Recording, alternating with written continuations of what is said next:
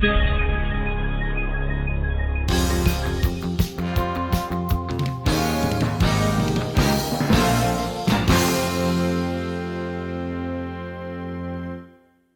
is the incentive you go to China?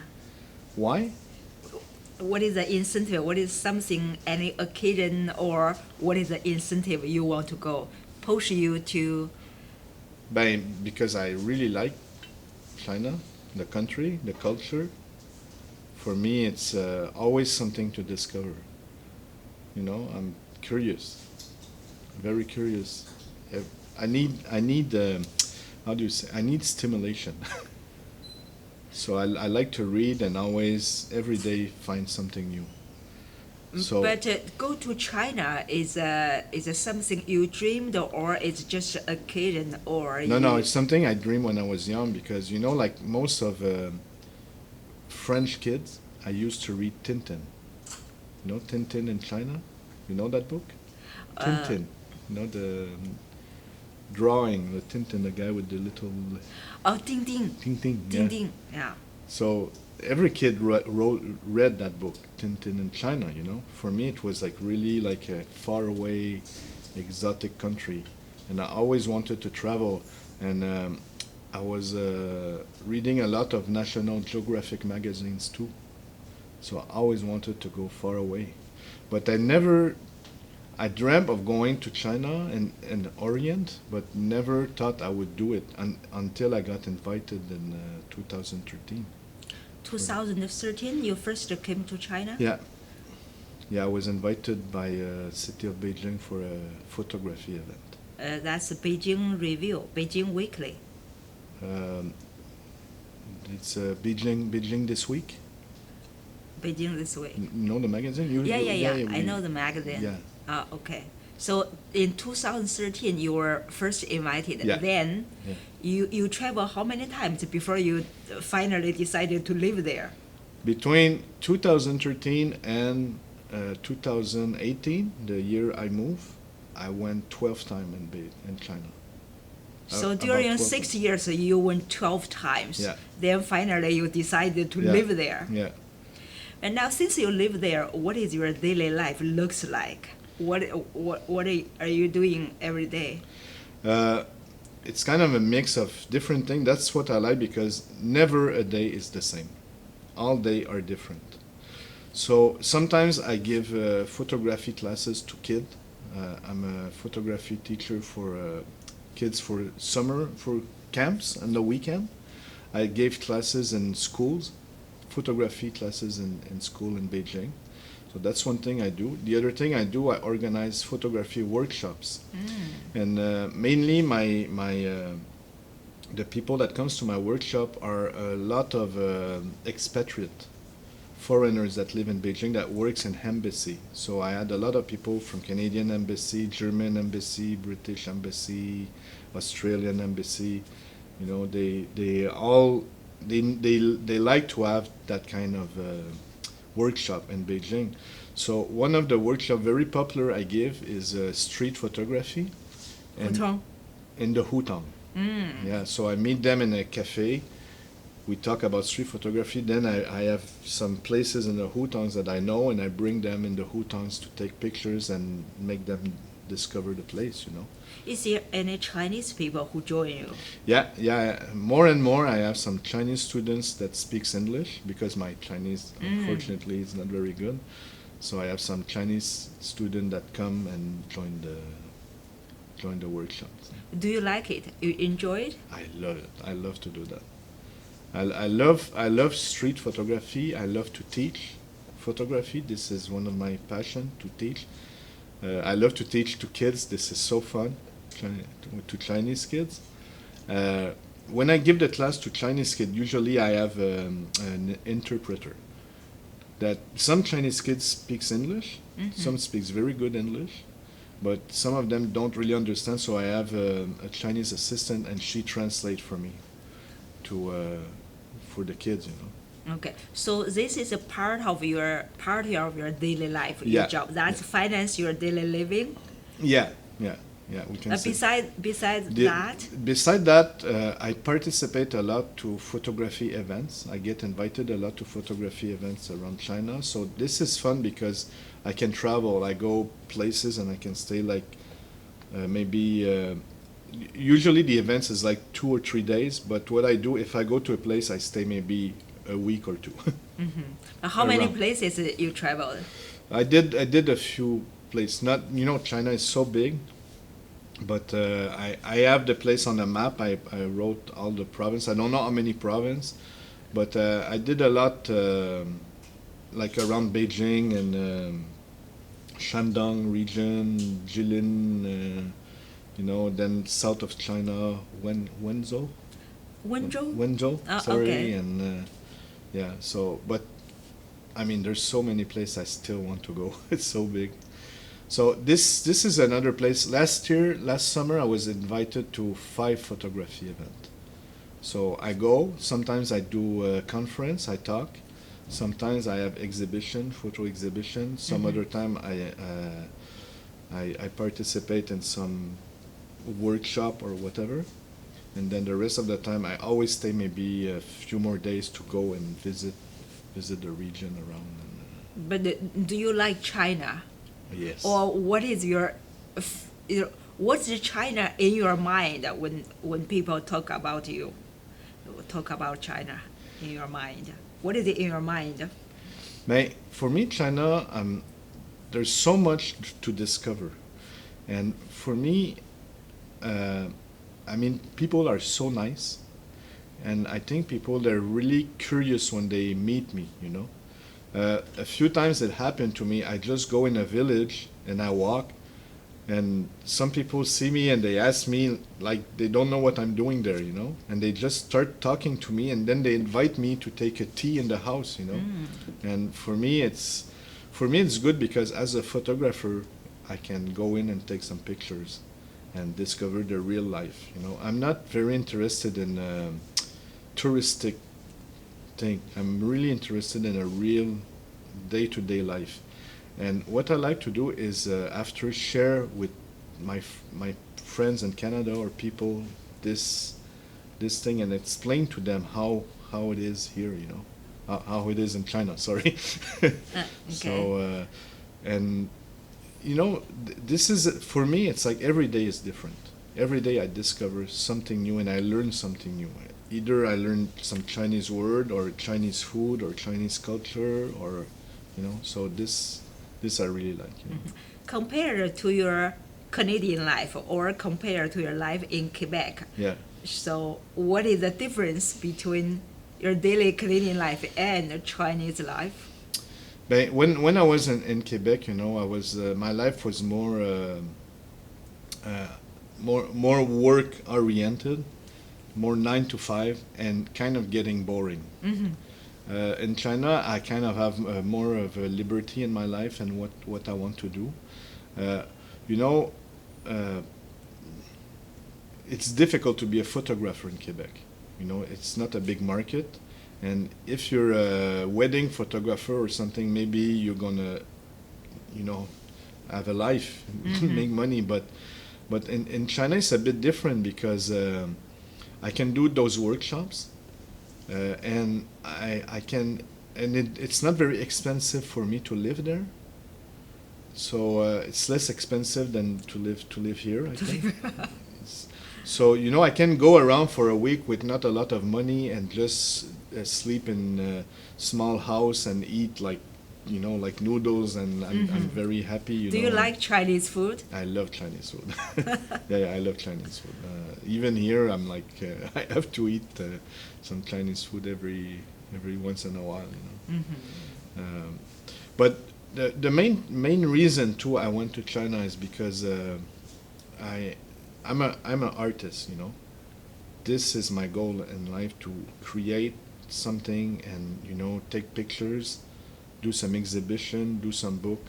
So this is one of the main reasons I went there, because for me I get inspired by the place, and I mean there's so many nice things to see, and it's not China is very safe too, it's safe and it's friendly to travel to China. So this is one of the main reasons I like to go there.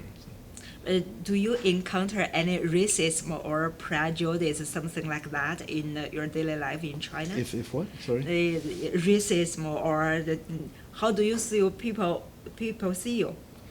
Do you feel friendly or feel? I feel I find it very friendly. Of course, sometimes like anywhere where you go in the world, sometimes you have people that are less friendly. That happens. That's life. That's human nature. Most of the time, it's because of I think it's maybe education or ignorance or scared of the stranger. But I mean, say a smile. Makes you smile and you talk and I think it makes a difference. You show you're not dangerous. See, I know I'm a big guy and everything, so sometimes people maybe they get scared, but they see that I'm not dangerous, and I just want to like take picture and everything. And when you know a few words in Chinese, it helps. Like if you can say hi and So that make your life easier. Yeah, my goal really is to really learn more Chinese, because I really feel like sometimes I really would like to have more conversation with the people. So I feel sad, Sometimes I meet someone and I would really like to exchange more, ask more questions, because I'm curious, And But there is a communication problems. Yeah, that's for me it's difficult. Of course, now you have application where you can like translate and everything, but sometimes it's just like it's kind of frustrating not to be able like just to share simple things, like try to find a word. And but a lot of time, like with Na, my girlfriend, it helps a lot, because sometimes she's a lot with me when I do photography, so she helps me a lot to talk to people.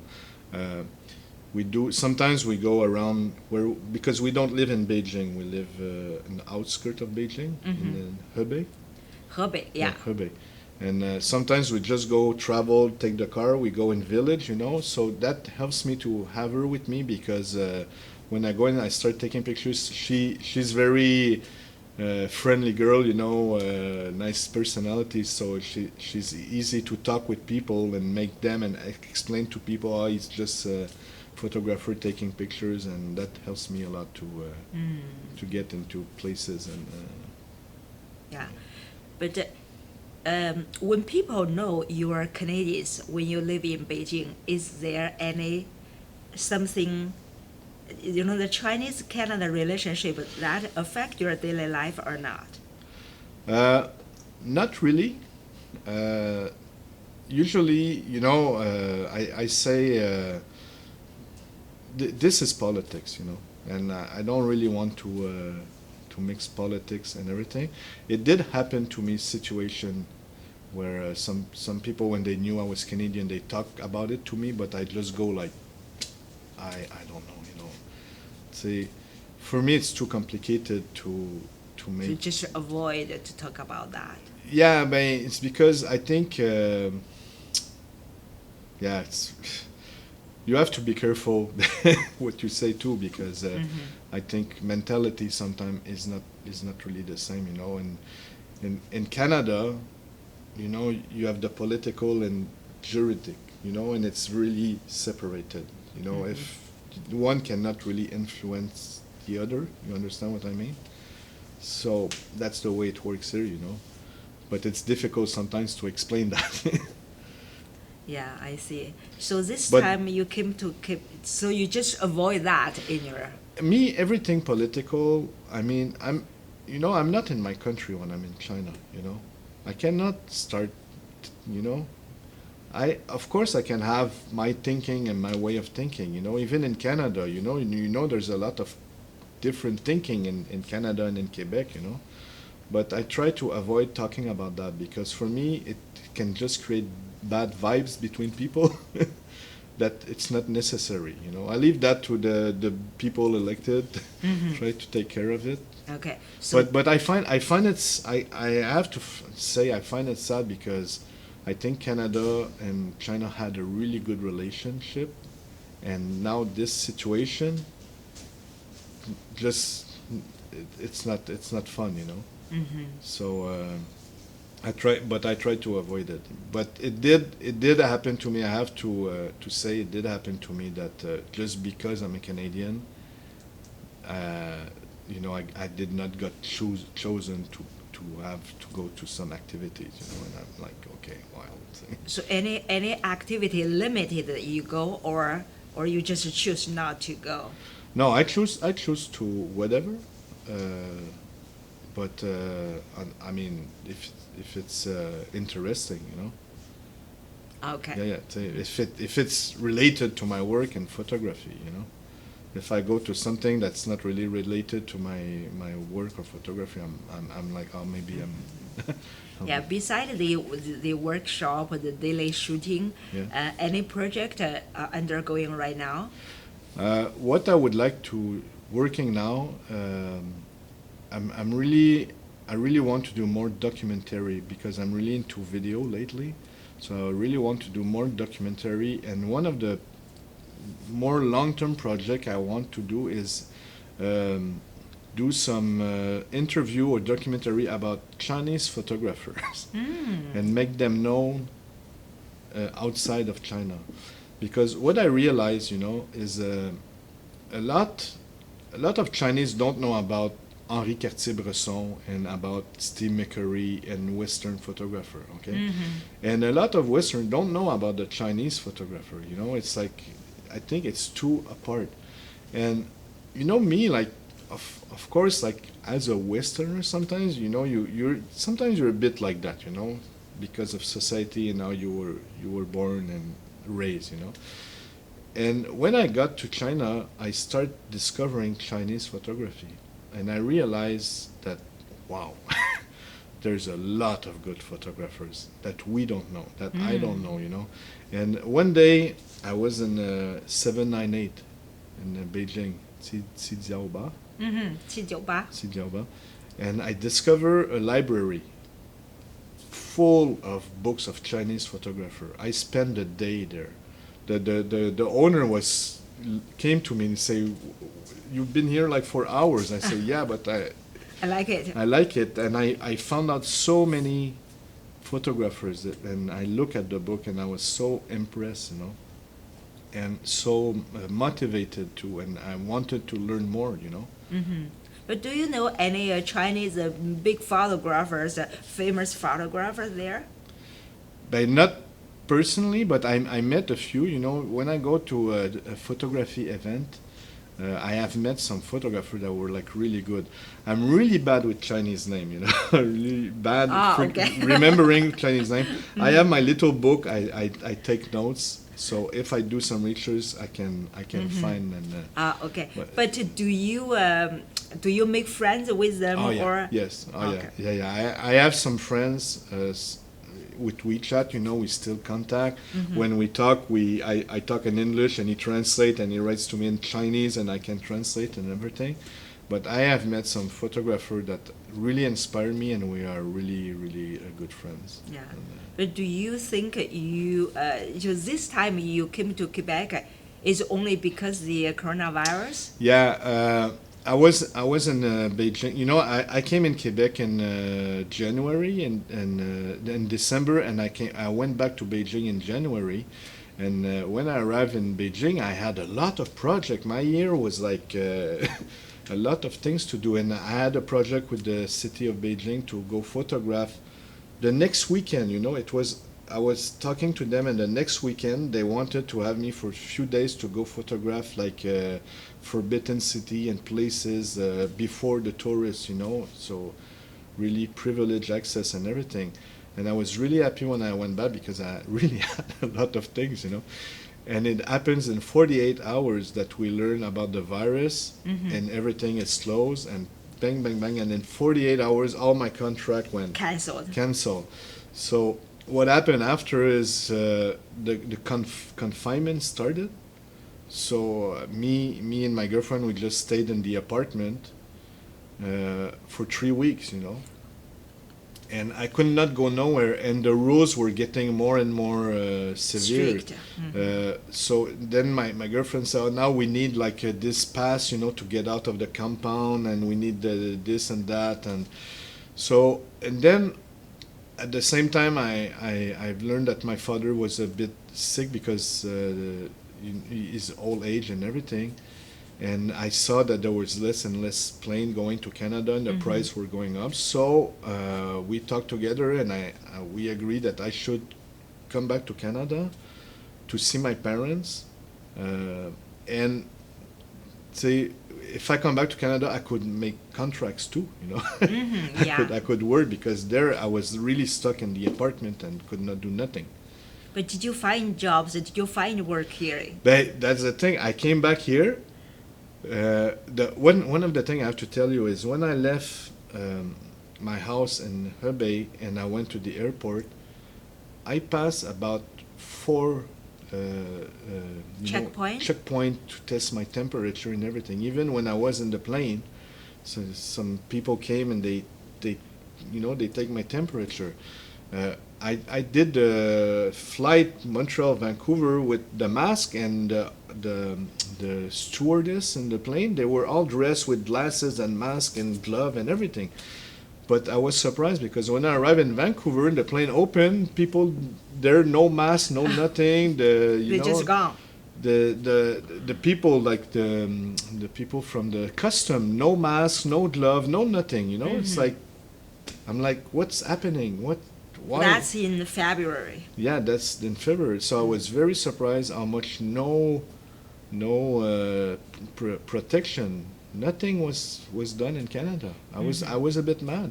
So, and when I arrived in Montreal, the first thing I did is when I took off the plane, I went to the house in the country, my family house, and I stayed there for 14 days. So you self-quarantined. I self-quarantined myself because I didn't want to make my family sick or my parents sick or everything. But when I arrived, I had a lot of contract here too, because I contact people and I say, okay, do you have some contract? And I was organizing workshops in Montreal. Good. And then the virus followed me and everything got canceled again. Okay, so now it's been 4 months I'm here. Stuck in Montreal for 4 months. Stuck in Quebec for 4 months. And every day I'm on the groups and I look, when can I go back?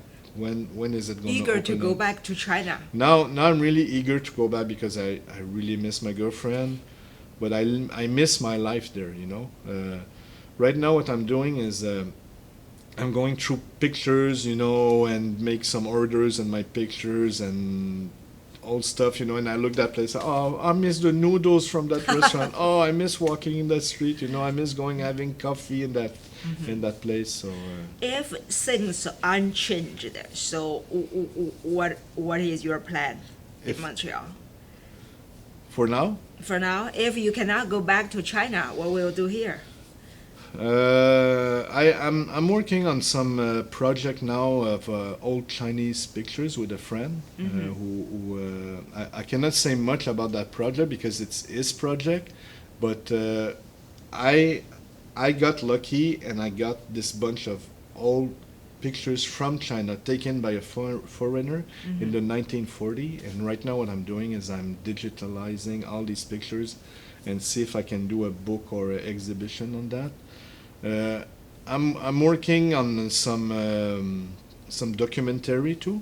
I want to do some documentary when I go back in China. Be ready. One of my goals and what I was going to do in February actually was starting my company in China, my production house in China, to do some documentary about art and photography and interesting subjects. Good. So hope you good luck. Thank you.